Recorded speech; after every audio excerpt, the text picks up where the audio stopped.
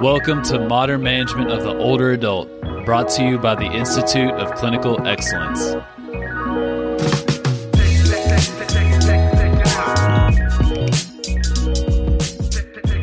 All right, good morning, folks. Welcome to the PT on Ice Daily Show, brought to you by the Institute of Clinical Excellence. My name is Dustin Jones, one of the faculty within the Older Adult Division, MMOA, or Modern Management of the Older Adult. Today is Wednesday, where we're going to talk about all things older adults. In particular, we're going to talk about the hardest transition in healthcare, the most difficult transition, why that is, and then what each of us can do about this very, very challenging, difficult transition. Before we get into the goods, I want to mention a few things coming up in the world of MMOA, or Modern Management of the Older Adult. We have our online Essential Foundations course firing up April 26th. That's shaping up to be a solid cohort. If you're wanting to get into that, I would do that sooner than later. Those seats go relatively quickly, especially as we approach that date. We have our Advanced Concepts online course that's starting May 4th, and then we're going to be out on the road all over the place the next few months. Just the next couple weekends, we're going to be in Aiken, South Carolina, April 15th and 16th. Oviedo, Florida, April 22nd, 23rd, and then we'll be in Rogers, Arkansas that same weekend as well, April 22nd and 23rd.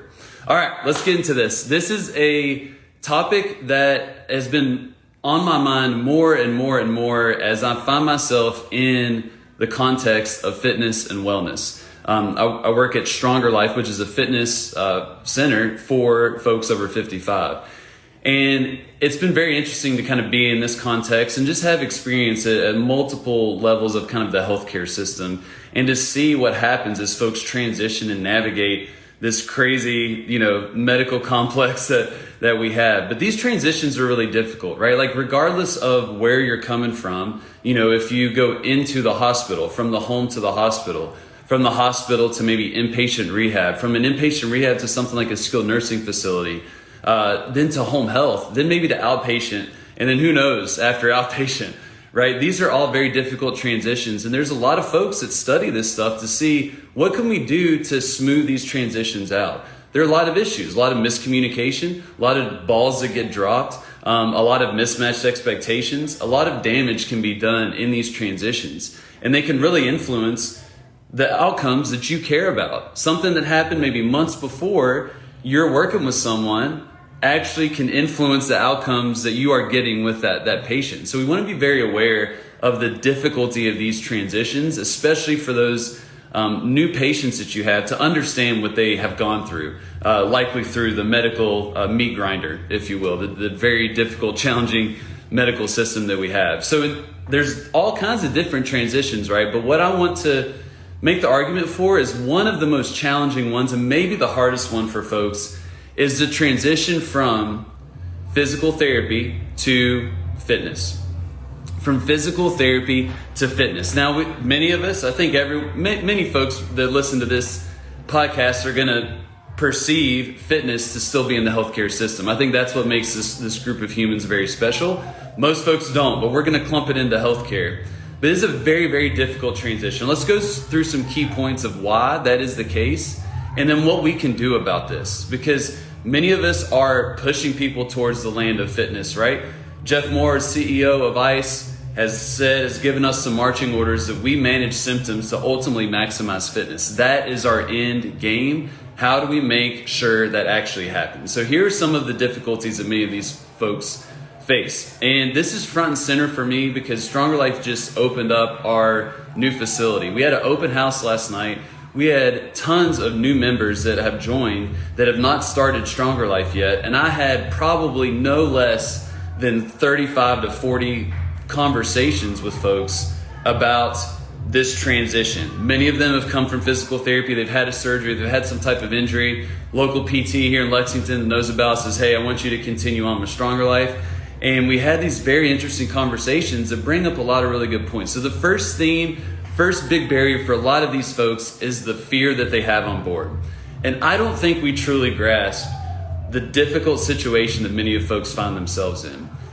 Many of them have had issues, back pain, knee pain, whatever, has been plaguing them, sometimes for decades, right? Think about what that does to your psyche, to your confidence, to your perception of what your body can handle, right? You go from the medical system where you've got these, quote unquote, highly trained professionals that are taking care of you in the context of healthcare.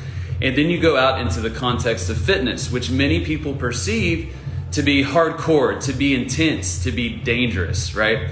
If I move a certain way, if I move too hard, I'm going to hurt myself. That is a predominant thought for so many folks as they enter the realm of exercise. So what do we do about that, right? Think about some of the opportunities that we have in this area.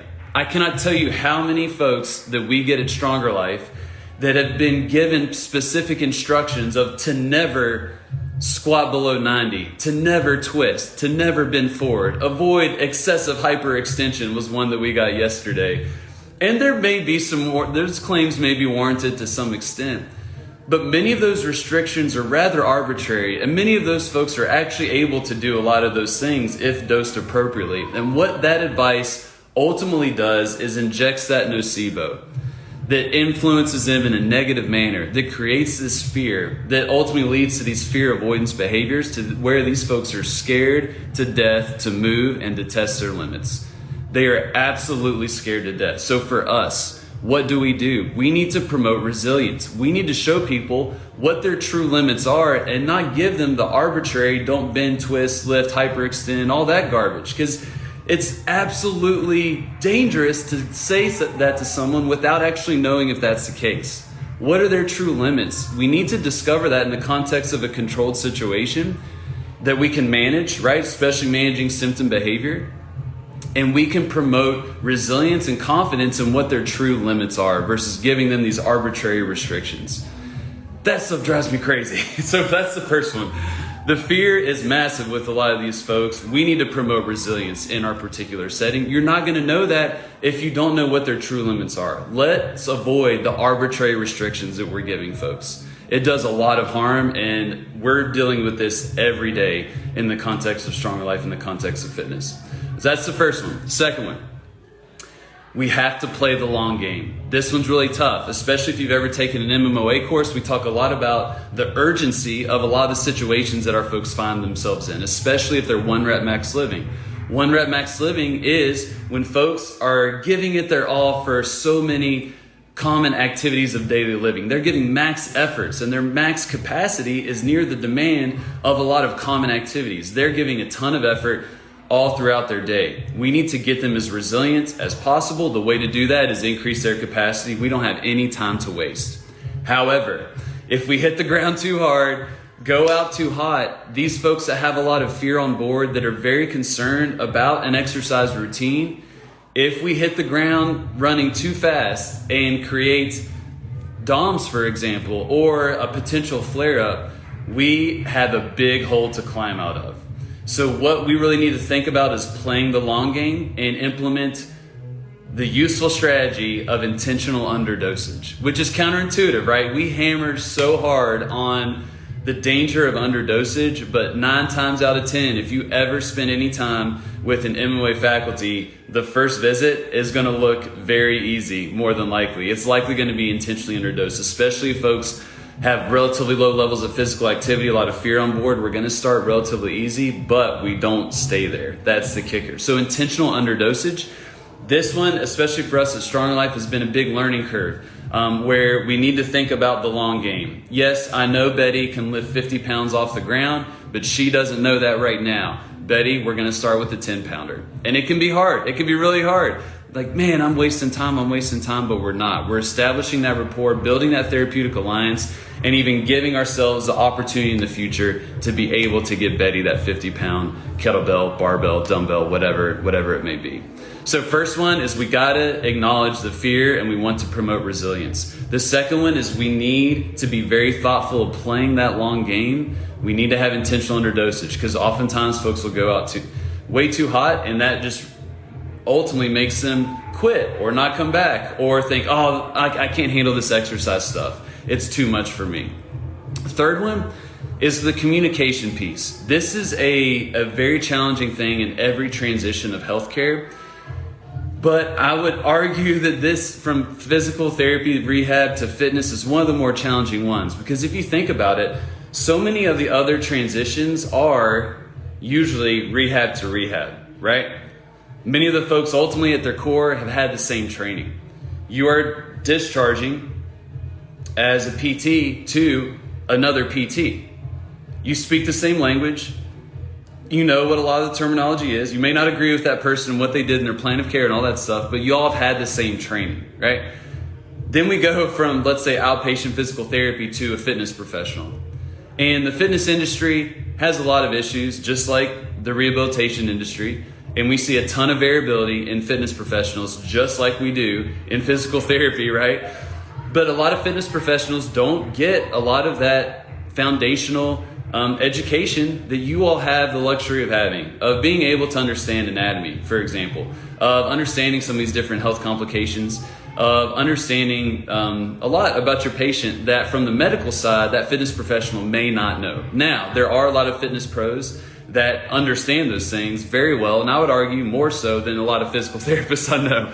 But we need to be aware of that mismatch, and we need to be able to clearly communicate the limits of that patient, of any guidance that you may want to give, of particular things that they may want to avoid. But do it in an informed manner and not just pull something out of your butt. Actually test these folks' limits to be able to give them their precautions, if you will, that are actually based on data and not assumptions. And if we're able to communicate that well to these fitness professionals, you have given them such a beautiful framework to hit the ground, quote unquote, running, but in a very informed manner, that they're going to be able to intentionally underdose. They're going to be able to really gradually progress things to the point where that former patient is going to be able to continue towards that land of fitness for a long period of time.